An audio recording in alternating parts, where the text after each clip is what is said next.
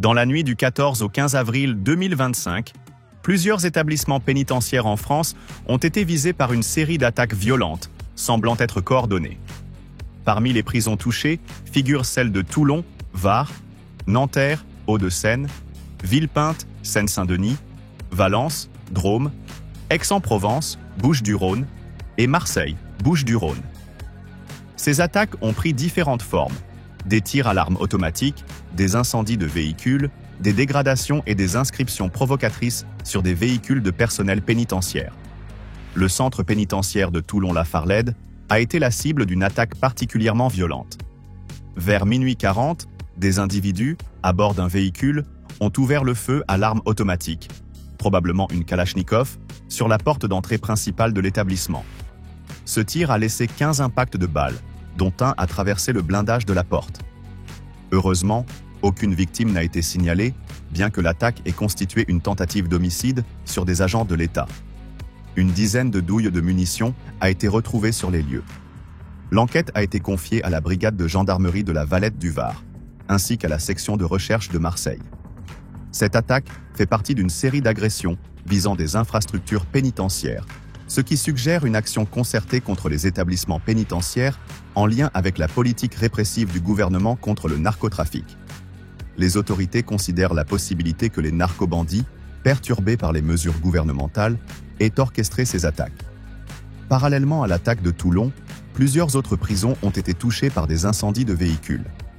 À Nanterre, 2 individus ont été filmés par les caméras de surveillance en train d'incendier un véhicule appartenant à un membre du personnel de la maison d'arrêt. Un bidon d'essence a été retrouvé à proximité du véhicule. Un peu plus tard dans la soirée, à Villepinte, 3 voitures ont été incendiées sur le parking de la maison d'arrêt, dont 2 appartiennent au personnel de l'établissement pénitentiaire. Un bidon de 5 litres d'hydrocarbures a également été retrouvé sur les lieux. Les images de vidéosurveillance ont permis d'identifier les 2 auteurs de l'incendie, qui sont entrés dans l'enceinte de la prison en passant par une butte de terre. À Marseille, l'attaque a pris la forme de la dégradation et de l'incendie de plusieurs voitures garées près d'une résidence du personnel du ministère de la Justice.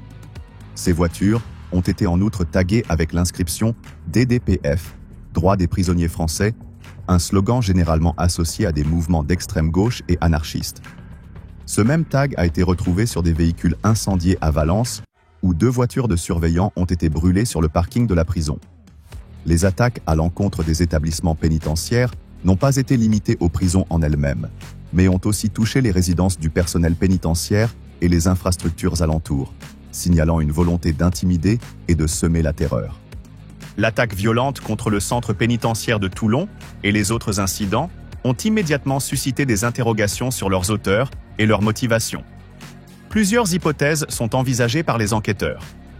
Plusieurs sources proches du dossier évoquant la possibilité que ces attaques soient orchestrées par des narcotrafiquants mécontents des politiques de répression mises en place par le gouvernement, en particulier les mesures proposées par Gérald Darmanin, ministre de la Justice, visant à isoler les criminels liés au trafic de drogue dans des établissements pénitentiaires dédiés. L'isolement de certains détenus considérés comme les plus dangereux pour les réseaux criminels pourrait expliquer la violence des attaques. L'inscription DDPF, retrouvée sur les véhicules incendiés, renforce l'idée que ces attaques pourraient également être liées à des groupes anarchistes ou d'extrême gauche.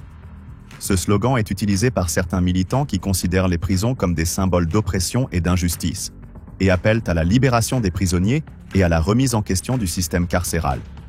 L'aspect coordonné de ces attaques, survenues dans une même nuit dans différents établissements, laisse entendre une organisation méticuleuse, avec des auteurs peut-être internes à l'institution ou bénéficiant de l'aide de détenus influents.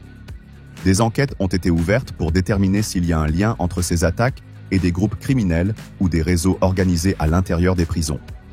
Les autorités françaises ont réagi fermement face à ces attaques. Gérald Darmanin, ministre de la Justice, a dénoncé des tentatives d'intimidation et a assuré que la réponse de l'État serait implacable. Il a également annoncé qu'il se rendrait à Toulon pour soutenir les agents pénitentiaires et pour exprimer sa solidarité avec le personnel affecté par ces violences. En outre, le ministre a insisté sur le fait que la République doit prendre des mesures fortes face aux réseaux criminels, même si cela les dérange. De son côté, Bruno Retailleau, ministre de l'Intérieur, a demandé au préfet de renforcer immédiatement la protection des établissements pénitentiaires et du personnel pénitentiaire. Il a affirmé que ceux qui attaquent les prisons doivent être enfermés et surveillés par les agents pénitentiaires eux-mêmes, soulignant que ces actes étaient inacceptables. Les attaques contre les établissements pénitentiaires en France marquent une escalade des tensions entre les autorités et les réseaux criminels, notamment ceux liés au narcotrafic. Bien que les motivations précises restent encore floues, ces attaques semblent être une réaction à la politique du gouvernement visant à démanteler les réseaux de narcobandits et à durcir les conditions de détention des prisonniers liés à ce milieu. Le caractère coordonné des attaques, les types de cibles choisis et les slogans retrouvés laissent également entrevoir la possibilité d'une implication de groupes d'extrême gauche ou anarchistes. L'enquête, dirigée par le Parquet national antiterroriste, PNAT, continue pour identifier les responsables et comprendre l'étendue de cette série d'attaques. En attendant, les autorités ont renforcé la sécurité autour des prisons et des personnels pénitentiaires, et les ministres concernés ont promis une réponse ferme face à ces actes criminels. N'oubliez pas de vous abonner, de liker et de partager pour recevoir les dernières mises à jour sur cette affaire et d'autres sujets d'actualité. À bientôt.